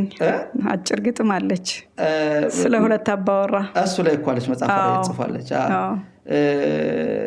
ሁለት አባወራ ሁለት ማወራ ይላል። እንዴት ሁለት አባወራ እንዴት ሁለት ማወራ እንዴት ሊሆን ይችላል? ይሄ ነው ትልቁ ሰው መገንዘብ ያቻለው። አሁን በትዳር ዓለም እኩልነት የለም በኔ ጌታ። በትዳር ዓለም አንድ አካል አንድ አምሳል ሲባል አንድ አካል አንድ አምሳል ሲባል ይሄ በነፍስ የምትተሳሰሪው አብሮ በስጋ የምትጋመጂው እንጂ እኩልነት ማለት አይደለም። በትዳር ዓለም ውስጥ አባወራ አለ እማወራ አለች። አሁን አባወራው የቤቱን ኃላፊነት ይሸከማል አይደለ? እሸክሞ እንደ ቤቱን መምራት ሲፈልግ አይ አንተ አትመራም እማወራዋ ተነስታ አይ አንተማ አትሆንም እንዴት አንተ ብቻ ምናምን ተብላ ነገሩን ታመጣች። ምንድነው የሚሆነው? እሷ ማወራነቷ አባወራ ሆነች ማለት ነው። ሁለት አባወራ ሆነ። ከዛ ምንድነው የሚሆነው? የዚህ አባወራው እንዴ ያለኝ ተደፈርኩ ዘራፍ ይላል። እሱ ደግሞ ወረርኩ ማለት ነው እማወራሁንኩ ማለት ነው ይላል። አይሽ ከዛ ምን ይሆናል? ይሄ ያለ መግባባት ነገር በአግባቡ ቤቱ ያለ መመራት ነገር እንትን ላለ ይሄ የትዳሩ ሁኔታ ማለት ነው ሊናጋ ይችላል። በጣም ያን ነው አሁን እኛ ልብ ማንለው ነገር። ከምንም በላይ እኔ ማምነው ለምሳሌ ከምንም በላይ ክብር ያስፈልጋል። በጣም ሰዎቹ ምን ይላል ፍቅር ሊቀድም ይችላል ይላሉ። እኔ ግን እንደዛ አይደለም። ክብር ይቀድማል። ክብር ሲኖር ፍቅር ይከተላል። ፍቅር ሲኖር ሁሉ ነገር አለ፣ ሰላም አለ፣ ጤና አለ፣ ሁሉ ነገር አሉ። መጀመሪያ ክብር ነው። ስታከብሪ ነው ማፍቀርሽ የምታውቂው። መከባበር ሲኖር ነው። መከባበር ሲኖር ሳትከባበሪ ዝም ብለሽ ፍቅር ብትይ የሆነ ሰዓት ፍቅሩ ሲያልቅ እንደ ማስቲካኝ ከሽልጤው ነው ወይስ እንዴት ሊሆን ነው? አይሹ በጣም አስቸጋሪ ነው። እንደው በዚህ አጋጣሚ አንዴ ፍቀድልኝ እናላነብ። ሁለት አባወራ ሁለት ማወራ ያለ ወግ ተቀምጦ በአንድ ጎጆ ጣራ አንደኛው ሲፎክር አንደኛው ሲያቀራራ ነቃቅለው ለመጣል የቤቱን ወጋግራ በነገር አንካሴ ስሩን ይምሱታል በተራ በተራ በፉክክር አድሮ ሳይዘጋ በሩ ሰው ያየዋል ቤቱን ተከፍቶ እስከንቃሩ ደክሜ ለፍቼ ባቆምሁት ትዳሬ በሰራሁት ቤቴ የትም ሲጣል ክብሬ አባወራ ሆኜ የማወራ ሲያዘኝ መታዘዜ ሳይሆን ዝቅ ማለቱ ነው ልቤን የሰቀዘኝ ፍቅር አረጀብን በጠና ታመመ የሰራ ነው ጎጆ ግድግዳው ዘመመ። አየሽ መታዘዜ ሳይሆን ምንድነው ያለው? ዝቅ ማለቱ ነው። መታዘዝ ምን የሰቀዘው መታዘዝ ሳይሆን አባወራ ሆኜ የማወራ ሲያዘኝ እዚህ በላይ ምን ቃል አለ? ይሰቅዝሻል ማለት ለምን ነው? ያ ነው መልክቱ። ለዛም ነው ብዙ ስብራት ብዙ አይነተ ብዙ ነው ያልኩሽ። ለዛ ነው በትዳሩም በልጆችም በብዙም ነገር እየገቡ ቢያነቡት የሚገርም ስራ ነው በእውነት። ሁሉም ይግዛውና ያንብበው። በእውነት በጣም የሚገርም መጽሐፍ ነው። የመጨረሻው ጥያቄ ምንድነው? ያንባቢው ሁኔታ በእስራኤል ሀገር ምን ይመስላል? እንደው መጽሐፍ በእውነት ቅድም አንስተው ነበር ያስቋረጥኩ፣ አሁን ስለምጠይቅህ ነው። ገቢ ያለው ወይ? እንዴት ብሎስ ነው? በቃ ጊዜስ እንዴት ነው የምታገኘው? ከዚህ ካለን የህይወት ሩጫ የህይወት ማራቶን ነው የሚባለው። ከዛ ወጥተህ ሁለት ቤተሰብ እያስተዳደርክ እየሰራህ እየተማርህም በቃ መጽሐፍም ደግሞ መጽሐፍ ለመጻፍ በእውነት ጊዜ ያስፈልጋል፣ መመሰጫ ቦታ ያስፈልጋልና ከዚህ ሁሉ ወጥተህ ሁለት መጽሐፎች ለማህበረሰቡ አበርክተሃል። የሚደነቁ መጽሐፎች ናቸው። በዚህ አጋጣሚ ስብራትና ደም ለበስ ለወደፊቱም እርግጠኛ ነኝ ገና ብዙ የምትጽፋቸው መጽሐፎች አሉ። ግን እንዴት ነው የሰዎች የአንባቢ ሁኔታ? ተደራራቢ ጥያቄ ሆነብህ እንጂ ባይሆን እነዚህን እንደውም ያውን እስካሁን ከተጠየቁት ጥያቄን ጥያቄ ነበር ሳትጠይቅኝ ያልወጣም ነበር። ሳልጠየቅም መልሰው ነበር። ለምን ሁላችንም እናውቃለን። በነገራችን ላይ እስቶ አሁን ቅድም መጀመሪያ ላይ ብናለዋል ያን ሰሞን አንቺና እኔ መንገዳችን እስካሁን ተመሳሳይ ነገር አለው። ደም ለበስ ስትወጣ የጥንካሬ ዘውድ በጣም የሚገርም መጽሐፍ ማለት ኤስቴር አያሌውን የሚገልጽ ከዚህ በፊትም ተናግሬዋለሁ። የጥንካሬ ዘውድ ምንድነው ያልኩሽ? ሁለት መጽሐፍ ባንዴ ያሳተምሽው ይሻላል ታስታውሻለሽ? እና ይሄ በጣም ትልቅ ጥያቄ ነው። በጣም በእውነት አድካሚ ነው። እንዴት ገንዘብ ይገኝበታል? ዝም ብዬ ላሳጥረው አይገኝም። ኪሳራው ነው የሚያመዝንብሽ። ይሄን ላሳጥረው ብዬ ድካሙ በጣም ከባድ ነው። ድካሙ ቡጢ ነው። በቃ ከጊዜ ካገኘሽ እንቅልፍሽ እንትተሽ ቤተሰብ ላይ ረዳህ ይችላል። ቤተሰብ አይረዳም። የሆነ ጊዜ እንደው በቃ እንደ ምን ልታገኝበት ነው አንተ? አሁን በተለይ ስብራት ሲጻፍ ባለቤቴ ምን አለች? አይ ኻይም ሸል ያለች ደም ለበስን እንደዛ ታግለ እንደዚህ በዛ ነገር ወጥቶ እና እንዴት ነው አሁን ድጋሜ የምትለውና ልፋቱ መከራ ነው። እኔ እኮ ነኝ ማየህ አለች። እኔ ነኝ ማደርግና ምናምን አለችኝ። እና ልፋቱ በጣም ከባድ ነው። ከዚህ በፊት እንደተናገርኩት እንዳንድ ገበሬና እርሻ ለርሰ ብሎ ታርሞ ተኮትኩቶ ምናምን ያ ልፋቱ በጣም ያውም በእስራኤል ሀገር ጊዜ በለለሽ በጣም ትደክሚያለሽ፣ ትለፊያለሽ፣ ምን ትያለሽ። የሰው ኦዲየንስ ግን ይሄ ምላሽ እንዴት ነው? በጣም ይቀረናል። ቅድም ያልኩት እሱን ነው። ለምሳሌ ከሌ ሰርግ የሚያደርግ ነው ሟዶን ጥልቅ ይላል። መጽሐፍ ምርቃት ላይ ብዙ ሰው የለም። መጽሐፍ ሊያስመርቅ ከተባልሽ አልሰማም፣ ቢሰማም አልሰማም። እንደዛው ነው። ትውልድ ማሰጋገር አይቻልም። ትውልድ እንዲሁም ከእኔ የሚመስለኝ እኔ አሁን እንዲሁም በዛው አጋጣሚ መናገር ፈልገው ሰርጉ ላይ ብቻ እንደምንተባበረው ባይሆን መጽሐፉ ላይ በሐዘኑና በሰርጉ እንደምንተባበረው ብቻ ሳይሆን ህብረተሰቡ ለመቀየር ካስፈለገ በአንድ ላይ እንሁን። ባናምንበትም እንኳን በቃ ተገኝተን የምታገኙ ትምህርትስ መጽሐፉ ጀርባ በስተቀር የምታውቂያቸው ሰዎች የሚያስተምሩሽ ሰዎች እንዴ ብዙ እኮ ነው የምትወስጂው። እና ሰው ይሄ ማንበብ እንትኑ ድካማ ነው። እንዲያውም ምንድነው የሚሉ እንዴት ነው በዚህ ደረጃ አማርኛ መጽሐፍ የምትጽፉት? ለምን በፊልም ነገር በድራማ ነገር አታረጉትም? ስለ አማርኛ ተጽፎ ምን ሊገኝ ነው ይላሉ። ኮርስት ነው ለልጆቻችን ነው ሊገኛቸው። ግን ታሪክን ማብቀል የመሰለ ነገር የለም። ከገንዘብ በላይ ነው። የሚገርምሽ ግን ትልቁ ነገር ደግሞ ዓላማና ህልም ነው።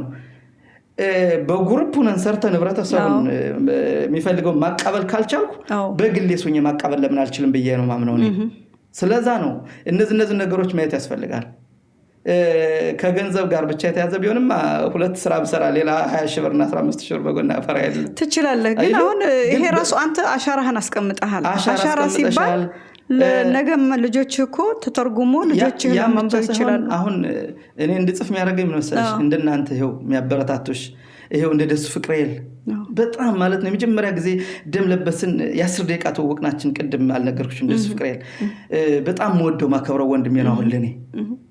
እኔ በጣም ማደንቅለት በጣም ለምን ዙሪያ ወደዛ የተመለስኩትኝ ደም ለበስን ሰጠው እንዴ አለ። ደም ለበስ በጣም የሚገርም ትልቅ ርዕስ ነው አለ። ካየው በኋላ እንዲህ በጣም የሚገርም ግጥም መድበል የሚገርም ርዕስ ነው። ይሄ ለመሆኑ እንዴት የት አመጣው አለኝ። አይ እስራኤል ሀገር ታሪክ ነው አልኩት። ያው እስራኤል አለ። ደነገጠ። እኔ በቃ ምን አለ ወንድም ያለ እኔ የጥበብ ሰው ነኝ። በእስራኤል ሀገር በአማርኛ ቋንቋ ተጽፎ አለ ያውቃል ነገሮችን በሳል ነው ምንሽ። ለዛ ነው ስንት ልታተርፍበት አንተ ወንድሜ ነህ። እኔ ምሰጥህን የስነ ጽሁፍ ዘውቅ የሰጠኸኝን ጽሁፎች የሰጠኸኝ ያመጣልኝን ጽሁፎች አይቼ አስተውዬ መርምሬ በምን አይነት መልኩ ጽሁፎችህን እንደምትአርማቸው እንደምታስተካክላቸው እንደ ወንድሙኝ ነው አለ። በቃ ከዛ ምንድን ያደርገው ቀጥታ ወዲያው የዛውን ቀን ወስዶ 10 ደቂቃ ምናምን ነው ኃይሌ ሪዞርት ነበር እንዳጋጣሚ ጎደር የተገናኘ ነው። ወሰደና እግረ መንገዱን በነገራችን ላይ ደሱ ፍቅሬል ገጣሚና ደራሲ ብቻ አይደለም የተዋጣለት ጠበቃ ነው። ዳኛም ነበር። የዩኒቨርሲቲ ዴቫርቅ ዩኒቨርሲቲ መምህርም ነበር። በሰዓቱ ጎንደር መጥቶ ለኔ ብሎ ነው የመጣው።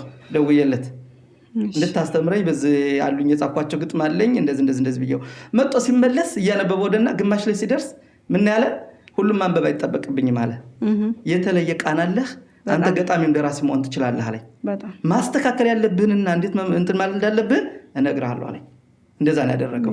እኛ ይኸውልሽ ጥበቡ እንዲያድግ ካስፈለገ ወይም ደግሞ እንትን ካስፈለገ በእንደዚህ አይነት መልኩ ነው መምጣት ያለብን። ስለዛ ነው እኔ አሁን ያንቺ አደር አለብኝ አንተ እኮ ጎበዝ ትችላለህ ስትኝ እጠነክራለሁ። የደሱ ፍቅሬል አደር አለብኝ እንዴ አንተ እኮ ነገ በላ ነገር የሰጠኝ ዘመን አደር አለብኝ የካስሽ አለብኝ ስምጠራው ለምን እንደዚህ እነዚህ ጥበቡን አክብራችሁ የሚያከብሩ ናቸው። ጥበቡን አክብራችሁ አይዞህ በርታ። ቅድም እንዳልኩት መጀመሪያ ላይ ገና ስጽፍ ስሞጫጭር እንደዚህ በግጥም የዛሬ 10 ምናምን ዓመት አዳር ትምህርት ቤት እያልኩሽ አያነው የምትሰጠው ርዕስ ራሱ ይገርመኛል መሰላቸው ይለኛል። በሳል ነው ርዕሶችን እና ይሄ ነው ገብቶሻል። እና ስለዚህ ህብረተሰባችን ላይ እኒ ችግሮች አሉ። መጽሐፍ ቤት ምርቃት ሲሆን ብንገኝ ብናበረታታ ይሄ አእምሮ ግንባታ የሚባለውን ነገር ብንሰጥ ጎበዝ በርታ።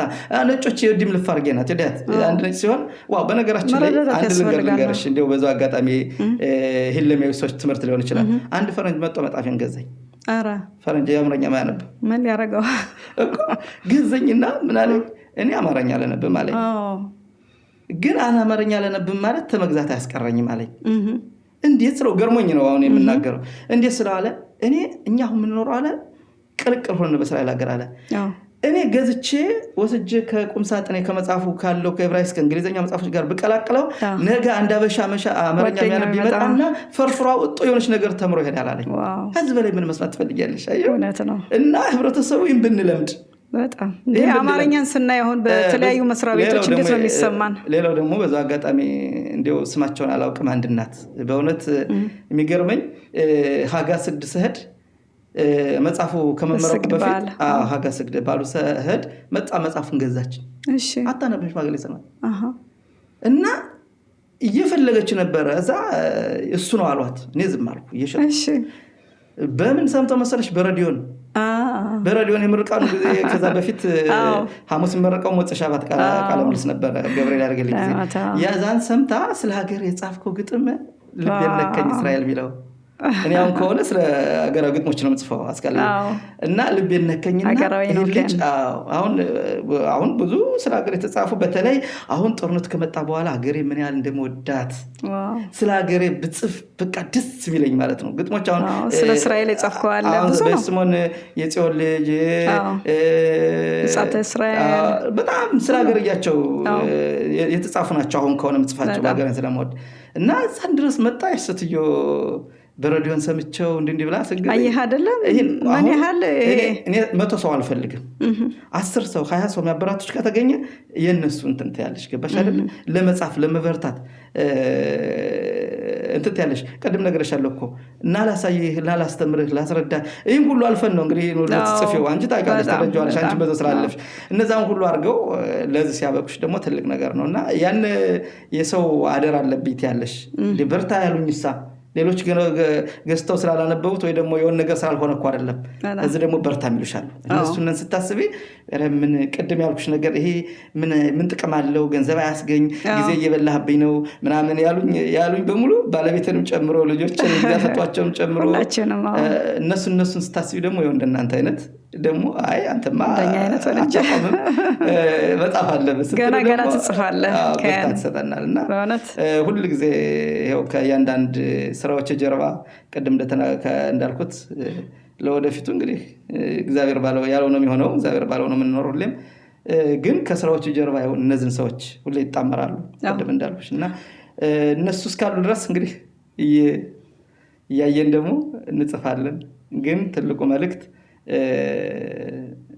መጥቶ ሰውን ማበረታታት ህብረተሰቡ ቢለምድ በጣም ጥሩ ነው እሱ ነው ትልቁ ነገር ለአንድ ደራሲ ትርፉኝ ነው ሰው ነው አንባቢው ነው ለአንድ ደራሲ ሌላው አይደለም በገንዘብ ደረጃ እንደ ማህበረሰብም እኮ ምን ተጠራበት አለን ደግሞ ምን ሰው አሁን እኔ ማምነው ምንድነው መጽሐፍ ቤትም ቋንቋ ጻፊው እንኳን አሁን ዛሬ በሰለጠነው ዘመን መተርጎም እየተቻለ መጽሐፍ ምን ጊዜ ማስተማሪ ነውና ይሄ ቢሆን በእውነት ትልቅ ነገር ነው ትልቅ አስተዋጽኦ መለወጥ እንችላለን ትልቅ አስተዋጽኦ ይኖረዋል ህብረተሰቡ ጥሩ አዝማሚያችን ደግሞ ወጣቱም ራሱ ይለምዳል አይሹ ከተለያዩ ሰዎች ያወጣዋል መጽሐፍ ማንበብን ይለምዳል ወደዛ ፕሮግራም መገኘት ይለምዳል እና ይሄ ነገር ቢጠነክር ጥሩ ነው እስኪ አንዲት ግጥም አነብልን የጽዮን ልጅ ይሄው ትናንትና ሲያሙሽ እየሰማው እንትና ይሄው ትናንትና ያውም በሰንበቱ ያውም በቅዳሜ ባንቺ የተነሳ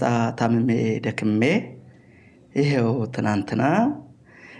ትናንትና ያውም በቅዳሜ ያውም በሰንበቱ በተቀደሰው ቀን በበዓል በረፍቱ እናቴን አትንኩ ሀገሬን አትንኩ ብዬ ብነግራቸው ምን አገባሃሉኝ ክፋት ለምዶባቸው ይሄው ትናንትና ባለፈው ቅዳሜ ያውም በሰንበቱ አመመኝ ስሰማ ባንቺ ሲዛበቱ ያውም በቅዳሜ ያውም በሰንበቱ እንደ ዳዊት ወንጭፍ እንደ ሰለሞን ቃል እንኳን ክብርሽና ስምሽ ያስጨንቃል እኔ ነኝ ወንድ ቢል ማን ካንቺ እኔ ነኝ ወንድ ቢል ማን አንቺን ይደፍራል ጦሩን ሲዘቀዝቅ ወዲያው ይቀበራል እንደ ቁራ ቢጮህ ዋይ ቢል ቢንጫጫ ይወቀጥ የለም ወይ በሙሳድ ሙቀጫ ይሄው ትናንትና ሲያሙሽ እየሰማው እንትና ይሄው ትናንትና ያውም በሰንበቱ ያውም በቅዳሜ ባንቺ የተነሳ ታምሜ ደክሜ ይሄው ትናንትና ያውም በቅዳሜ ያውም በሰንበቱ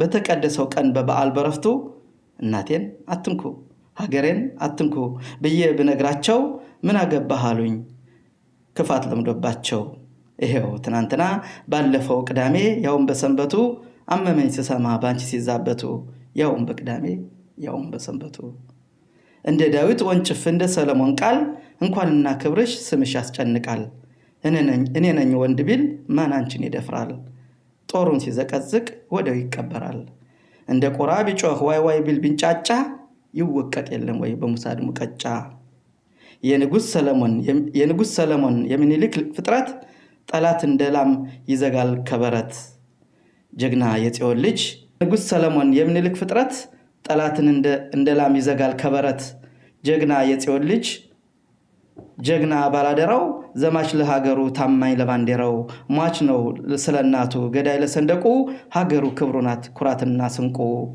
በጀግንነት ቢሉ ከጥንት ከአባቱ ቃል ነው መሰረቱ ቃል ነው እምነቱ ተራራ የሚንድ ምድር የሚያንቀጠቅጥ የጽዮትን ጠላት የሚቀጠቅጥ እግዚአብሔር ለጉልበቱ እምነት መሰረቱ እንደ ሞሼ ዳያን እንደ ኤሊ ኮሄን ያንንም አልፈናል እንኳን ይሄን ጀግና ልጆች ካሉ በደንበርሽ እኮ ማን ሊነካሽ እኮ ማን ሊደፍርሽ ሀገሬ ውድነሽ ሀገሬ ለምለምነሽ ሀገሬ ብርቅነሽ አዎ ደግመዋለሁ እከልሰዋለሁ እንደ ሞሼ ዳያን እንደ ኤሊ ኮሄን ጀግና ልጆች ካሉሽ በደንበርሽ እኮ ማን ሊነካሽ እኮ ማን ሊደፍርሽ ሀገሬ ውድነሽ ሀገሬ ለምለምነሽ ሀገሬ ብርቱነሽ ሀገሬ ጽኑነሽ አዎ ደግመዋለሁ እከልሰዋለሁ ይህን ሁሉ ዘመን ሊያጠፋሽ ቢፈልግ የጎልያድ መንጋ ስጋ ማውጣት ሆነ ካንበሳ መንጋጋ አንቺ ግን አይሞቅሽ አንቺ ግን አይደንቅሽ ቢሰለፍ ቢንጋጋ አላወቀም እንጂ የና አብርሃም አምላክ የሰጠሽን ዋጋ አላወቀም እንጂ አንድ አምላክ እንዳለ ላንቺ የሚዋጋ ሞት የናፈቀው ነው ወደ አንቺ የሚጠጋ የትናንቱም ጀግናሽ የዛሬም የነገ የባንዲራሽ ወራሽ ባንቺ ከመጡበት ሞታ አይፈራም ጭራሽ ፈጣን ተምዘግዛጊ በራሪ እንደ ንስር እንደ ዳዊት ወንጭፍ እንደ ሙሴ በትር ጠላት እንደ መብረቅ ደርሶ የሚተረትር ሰው ሰራሹ መቅሰፍት ስሙ ነው የጽዮን ክንፍ እሳት እንደ ናድ ደርሶ የሚያርከፈክፍ ምሽግ አፈራራሽ ግዙፍ ዋሻ ደርማሽ መሃል ለመሃሉ ገብቶ ጠላት አተራማሽ ሞሳድ ጽኑ ብርታት ሞሳድ ስውር ጉልበት አይደራደሩም ባንቺ ከመጡበት ደንበርሽ ሲነኩ ኮቴሽን ሲለኩ ቅጽርሽን በርሽን በሌሊት ሲያንኳኩ የሞት ድግስ ይዘው ጠላት ሲቀርብልሽ የሙሳ ዳርበኛ ልጅሽ ደረሰልሽ ጀግና የጽዮን ልጅ ጀግና ሞታይ ፈሬ ጠላት አንበርክኮ በታኝ እንደ ጥሬ ያስፈልጋል ጀግና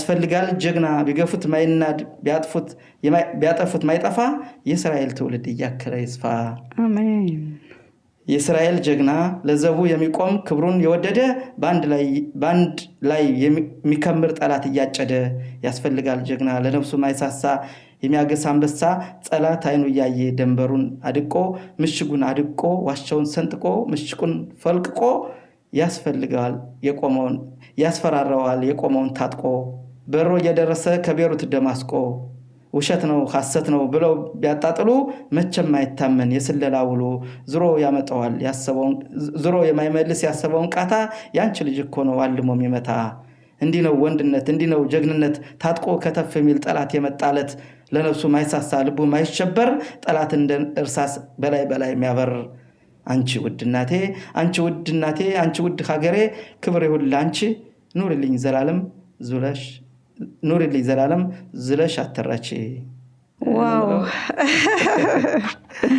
መቼም አይበቃንም ሰዓቱ ያው ጊዜ ያየን ደግሞ በሌላ ጊዜ ደግሞ ያው እንዲሁ ምናልባት በቀጣዩ መጽሐፍ ደግሞ በቀጣዩ ድርሰትህ እንገናኛለን ለዛሬው እግዚአብሔር ያክብርልን ጊዜህን ሰውተህ ከሌለህ ጊዜ አጣበህ መጥተህ ብዙ ሐሳቦችን ስላካፈልህን ስለ መጽሐፎችህ እነዚህን ድንቅ መጽሐፎች ስብራትና ደምለበስ በጣም ድንቅ መጽሐፎች ናቸው በእውነት መግዛትና ማንበብ ያስፈልጋል በጣም አመሰግናለሁ እኔ በጣም ደስ ብሎኛል እና እኔም ክበርልን በመጀመሪያ እኔም በጣም አመሰግናለሁ በእውነት ለዚህ መጋበዝ ለዚህ ቦታ መድረስ በጣም ትልቅ ነገር ነው በጣም አከብርሽ በእውነት ትልቅ ቦታ አለሽ አሁን በተለይ